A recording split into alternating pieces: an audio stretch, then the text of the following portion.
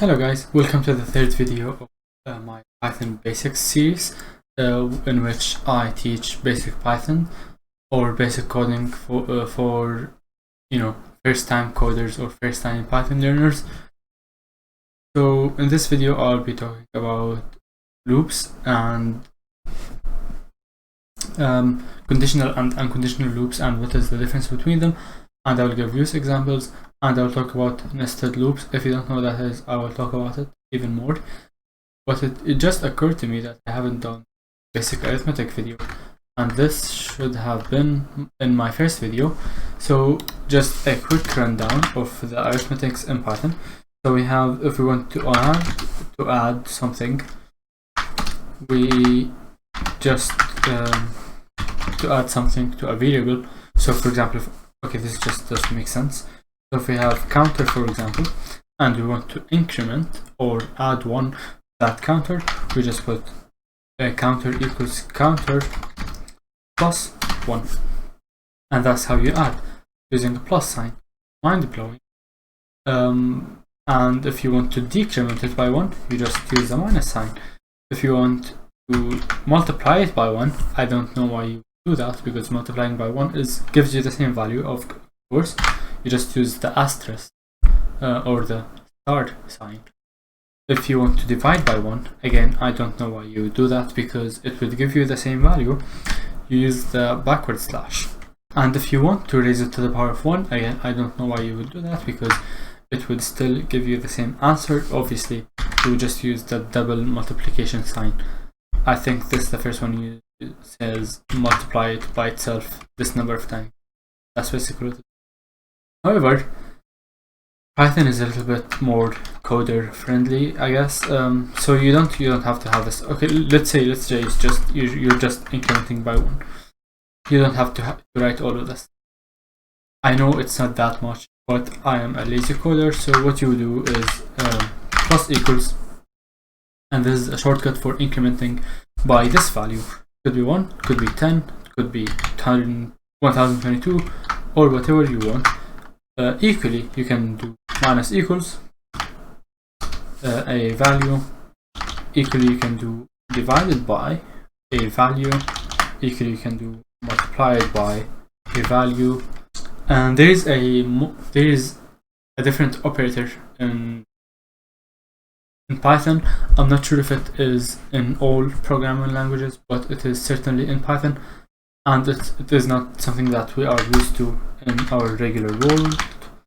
So let's just do it. You don't usually find that in mathematics. It isn't there. Like you don't learn this in Forge or whatever. What this means, it's called a module, and it is a counter module to, that's how it is read. And what this does is it gives you the final remainder after subtracting as many 2's as possible without reaching negative numbers. So if we have a counter equals 15, and let me just do this. If we have a counter equals 15 and we did counter equals counter module 2, so this will just subtract 1's, and this would be 15, 13, not having 32, 7, 9, 7, 5, 1. It does not return all of those values, it retains only the final value. Equally, if you have 14, now 14 is divisible by 2, so it returns 0, because it keeps subtracting 2's. It doesn't want to go into negative values, so it stops at 0. And because 14 is an even number and it is bigger than 2, even if it wasn't bigger than 2, even if counter was 2, it would still give you 0, because it just keeps subtracting that number until it reaches absolute lowest point, not including negative numbers. Anyway, so this was just a quick run through of arithmetics, and now our actual lesson starts. So we have loops, and what loops are, they're basically iterations, or a loop is a circle. So like if I have, we call it a string, I guess, and you just make a circle, that is called a loop. You cannot exit it unless you have a condition to exit, and that's where we have conditional and unconditional loops. Unconditional loops basically run in the exact number of times every time, so they don't rely on another sort of condition to decide if they are going to keep running or no. If you have an unconditional loop for 10 times, it will run absolutely 10 times every time. It wouldn't run less or more unless you have the break statement we will talk about here. And whereas while loops, which are conditional loops, they rely on other conditions to meet, either a complex condition, which we have talked about in the previous video, or a single condition, which we have also talked about in the previous video. And I'll be showing you how to do this over here. We have nested loops. Nested loops is having a loop inside of a loop, just like you have a nested if statement or an if statement inside of an if statement, which I guess I haven't shown in the previous video, I don't think. So let's say if true, which is a totally valid statement. So this just says if it is true, run this, and this statement will absolutely run every time. We want to have a nested if statement, so we have if true again, or if another condition over here, and that's how you have nested if statements. However, let's just start with for loops, or as they are known as unconditional loops, or they run the exact number of times every time. Unconditional loops are conditional loops, but their condition is to run that number of times. That's just me oversimplifying. Anyway, so we need an iterable to run. You would find I used in most programs. That's what coders love to use. I think it's just a short for index or iterable. I'm not sure actually why we use it. We just use it. So for I, and you need to run it in a specific number of times. So you say in range, and here you have the number of times you want. So there are multiple ways to run an unconditional loop. We can put a 0 to 10. Let's just define counter over here. Counter equals 0, and we have a for I in range from 0 to 10. Counter plus equal 1. So increment counter by 1 every time this loop runs. Now notice over here we have a tab, and this was automatic by subline text, but you need to add it every time. That's how Python indentation works. We also have a colon at the end of the for line. We also have double parentheses after the range function. Again, this is a function, you have to have a double parentheses after it. The 0 is our starting point, separated by a comma is our ending point, separated by another comma is the jump, the step, I think it's called. So if we have 0 to 10, jump 2 every time. So this would go 0, 2, 4, 6, 8. Equally, if we had 3, it would go 0, 3, 6, 9. 6, 9.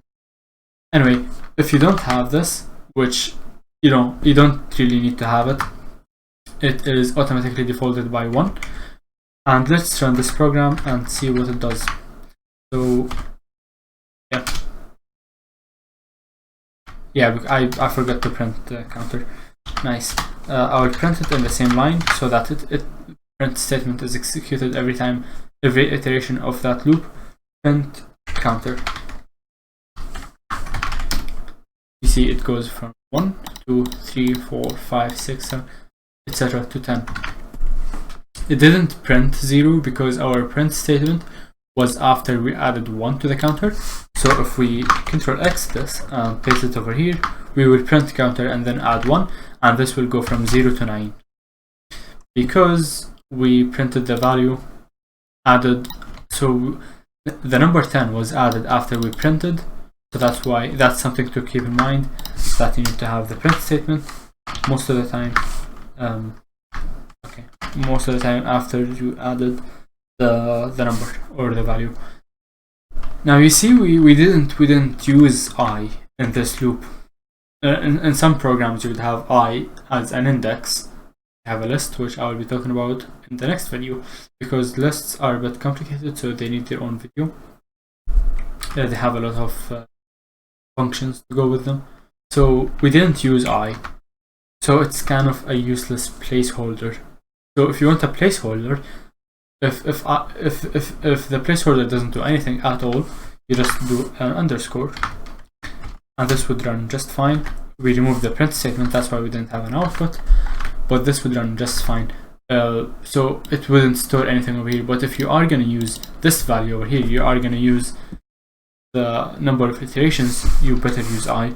I would just use I just for, just in case I use it in the future, I don't run into bugs. So this is our conditional loop. So I'm just going to comment this out. I talked about how to add comments in the previous video, and now I will talk about conditional loops. Sorry. So for conditional loops, you need to have a condition. So our condition can vary, whether that is if counter is less than 100 or counter is less than 10. So let's just have the same exact output over here. So if counter, so the way that you start a conditional loop is you have while, and what this means, while this condition is true, do this. So while counter is less than 10, do this. Counter plus equal 1, and print counter. This would give us the exact same output as this one over here. So I'm just gonna zoom in a bit so you have a better look at it. But the thing with unconditional loops is that if your condition wasn't proper or wasn't run correctly, this can go forever, and I can make it go forever. So you saw in the previous example when I showed the nested if statements, is that you can do if true, and that's how I mostly run my while loops. So if I was making a game or something, I want it to run forever until I'm closing the program. So what I can do is while true, and I can do this program. It's gonna run forever until I interrupt the program. And this is a cool little plug for my next shortcut. If you are running a program from the command line and you want to stop it, you Control C, and that's a keyboard interrupt, and the program stops. CLS to clean everything up. And that's how you run unconditional loops. So conditional loops would be used in if you have a class, if you are a teacher and you have a class and you are entering the grades of the students. Let's actually do that. So I will just use an arbitrary variable because I will not actually have a list. We haven't talked about that yet. So let's assume you have 20 students in your class and you want to get the score of each student equals input, and you are inputting those as a teacher. I'm not sure why you're not using Excel for this job, but anyway, if you so wish to use Python, make sure you have the integer because it's an integer, I presume, unless you're inputting grades, which is from A to B, or an A if you're that. Anyway, integer input, and here's where our I comes in. So enter you put comma I apostrophe again. I showed how to do this in the first video, which I will link up top. Score, and if we run this, not the CLS, we run this, give us an error. Enter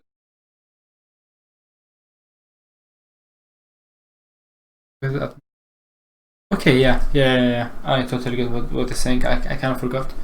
So this is a problem with input statements. If you are printing and input at the same time, is that you cannot have multiple variables or arguments at the same time. You can't do this with input statements. So this is where print input comes in handy. I will just control this, and then and this should work. So enter the 0 score, and here is where our minimum starting point comes in. So the 0 score doesn't make sense, so we will keyboard interrupt out of this loop. I will remove this, and let's make our minimum point 1.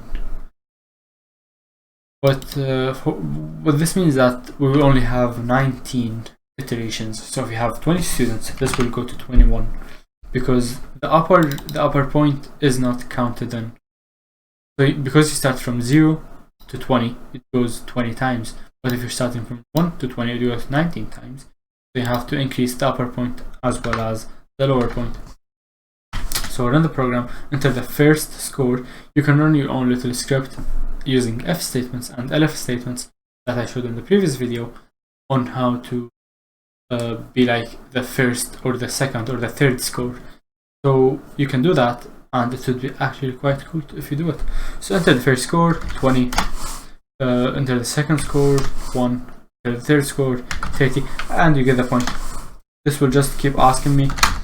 So here it's asking me for this note score, and it finishes, because again it finishes at 1 minus the upper point minus 1. So that's an example of where you would use for loops.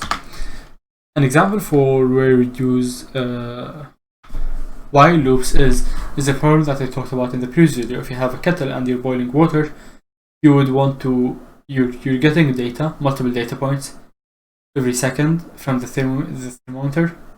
So you want to keep your program updating as long as you have data points. So what the way that you would do that is, let's have temperature equals input from the thermometer, and let's say please enter temperature.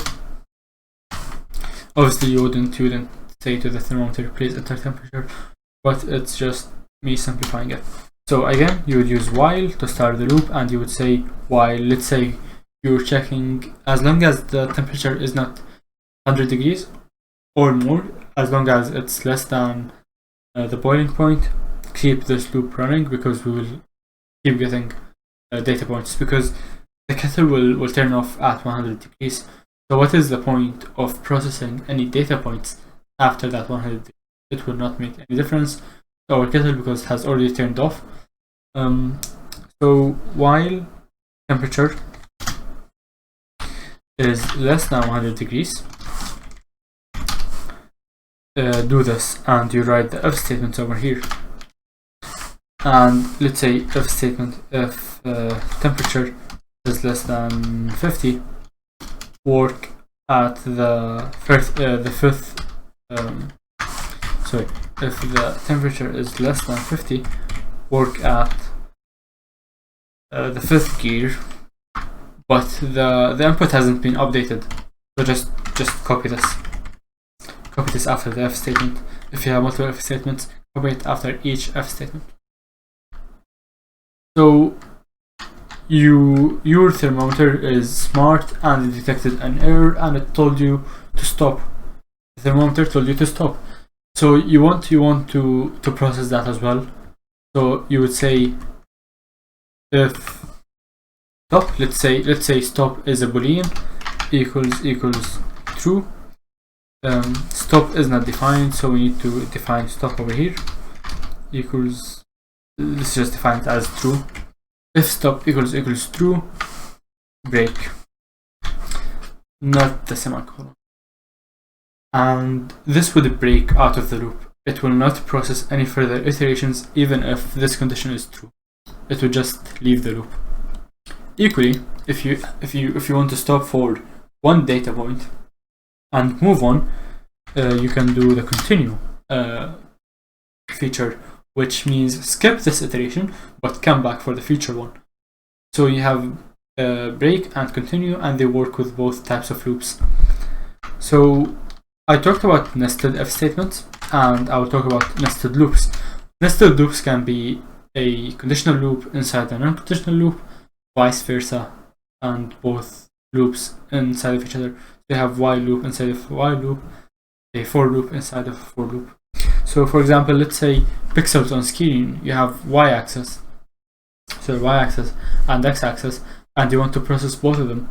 So what you do is for let's say I in range, let's say you have a 1920 by 1080p panel.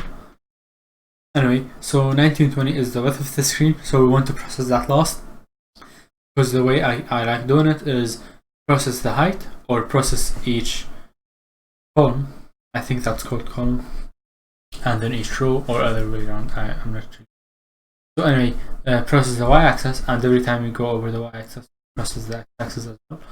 So what I'm going to do is for y, to indicate that this is the y-axis and this is more readable for future users. So for y in range, the resolution in y-axis, which is 1080. Do this. I think you should have 1081 because the upper one is not used.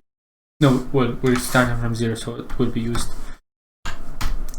And then you use the y-axis, but you haven't processed the x-axis, so now you have a nested loop of for x. Again, you just consider the for loop inside of this for loop. The program will process the for loop every time this iteration has happened. So for x in range of 1920. So you're gonna notice here that I don't have a minimum starting point.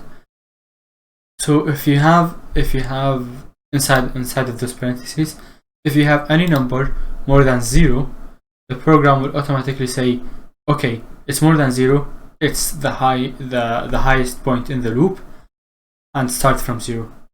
So you don't have to have the minimum point. It is optional. So the program will assume it is 0 if you have a number higher than 0, and you don't have comma other numbers as well. So but however, if you have 1080 and 1080 is your absolute highest point, if you have another number over here, let's say 2 for stop, so if you want to go up to 1080, 2 steps every time, the program will think the 2 is the highest ending point and the 1080 is the starting point, and it will not consider it as stop, and it may cause an error. So anyway, so we're going every time in the y-axis, run x-axis, and let's say print the pixel number, and you get the pixel number of y multiplied by x. And let's run this. This will be so messy, by the way. I've tried to run it before, that's why I know it's messy. So enter the temperature. This doesn't matter, it will not be complete. Okay, so yeah.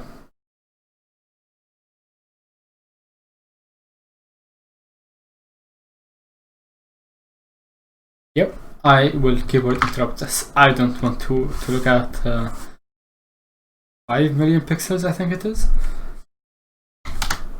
Anyway, so yeah, that is all. I think those are nested loops, and I've talked about conditional and unconditional loops and how to run them. And that's all for me. Thank you for watching.